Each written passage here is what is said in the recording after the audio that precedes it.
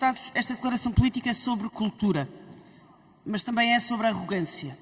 Sobre a arrogância de uma maioria absoluta que tinha todo o tempo do mundo para o diálogo, mas se dispensa a fazê-lo, que acha que tem todas as respostas, que se crê impune. A arrogância de um governo que se irrita com o escrutínio, até com o do Parlamento. De ministros que se acham presidenciais, como o Ministro da Cultura, Adão e Silva, que hoje se recusou a responder ao Grupo Parlamentar do Bloco de Esquerda. E não respondendo ao Grupo Parlamentar do Bloco de Esquerda, não respondendo ao Parlamento, o Ministro e o Governo não respondem ao país. O Ministro da Cultura não responde perante o subfinanciamento da cultura. Atentemos nas cruzes do cemitério da cultura colocadas pela Companhia de Teatro Filandorra em frente ao Tribunal de Vila Real, em protesto contra a exclusão da Companhia dos apoios sustentados da Direção-Geral às Artes. Quem responde por estes profissionais da cultura?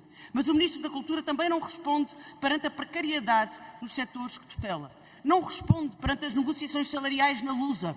Não responde se essas negociações incluem ou não o aumento de massa salarial para 6,3% e o aumento de 1% já prometido para o setor empresarial do Estado. Já nem falemos dos 100 euros que são a meta estabelecida por quem negocia por parte dos trabalhadores da Lusa.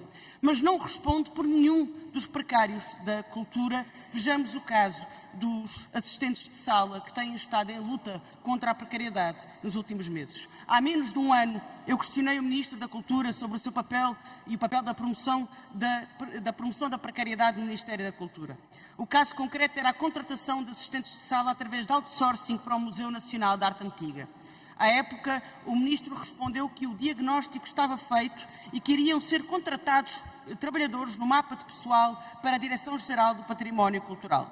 No entanto, nada disso sobre os falsos recibos verdes. Meses depois, vieram a público as condições dramáticas de precariedade no Museu de Arte e Tecnologia e Arquitetura, no MAT, na Fundação EDP e em muitas outras instituições. O caso do MAT, 26 trabalhadores a falsos recibos verdes que foram alvo de represálias quando pediram coisas simples, como uma cadeira para se poderem sentar durante um turno de 9 horas ou mais do que 15 minutos para comer. Foi-lhes respondido que 15 minutos chegam para uma maçã e um cigarro. As condições de abuso laboral que descrevem dizem muito sobre a precariedade no setor da cultura e dizem muito sobre o Ministro e o Ministério da Cultura. O público noticiou e os trabalhadores do MAT relataram que reuniram com a administração, com a Fundação EDP, e que a Fundação EDP lhes respondeu que a modalidade de recibos verdes é a regra no setor da cultura em Portugal, especialmente nestas funções. A resposta é inaceitável, mas não é mentira. Ora, se esta é a regra no público, responde a Fundação EDP, porque não será a regra também para nós. O mau exemplo do Estado promove a precariedade também nos museus e nas outras entidades públicas. Questionámos o Ministro. É este o exemplo? É esta a regra? O Ministro concorda que esta deve ser a regra? Ficámos sem resposta. A não ser por uma outra resposta que o Ministro deu em relação ao Teatro Nacional de São João. Os trabalhadores entraram em protesto por serem alvo de falso outsourcing. Eles trabalham numa empresa subcontratada pelo Estado, apesar da empresa do Teatro de São João ser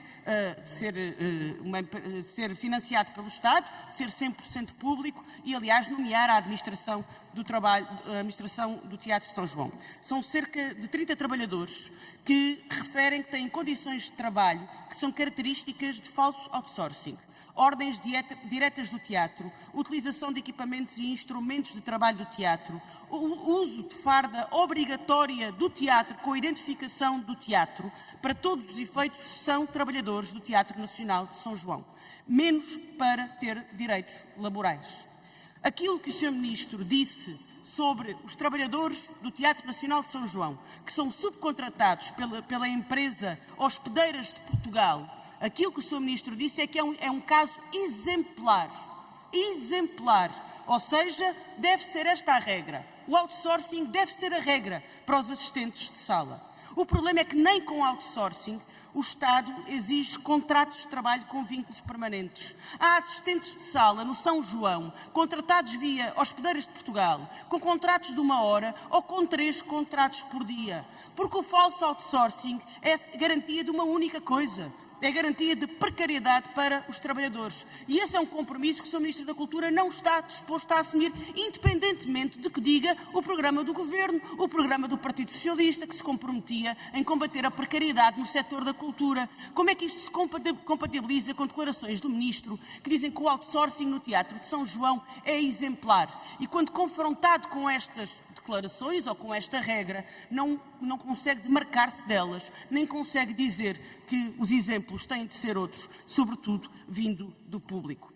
É assim que se normaliza que a condição dos trabalhadores precários da cultura é essa mesmo, a da precariedade, seja no público ou no privado, sem direitos reconhecidos e à mercê de represálias, à mercê de despedimentos, como aconteceu no São João e em tantos outros instituições culturais e museus no país. Os assistentes de sala podem agradecer ao Ministro, que há um ano afirmou que para que não houvesse dúvidas, que não é desejável acabar com a precariedade na cultura. Obrigado.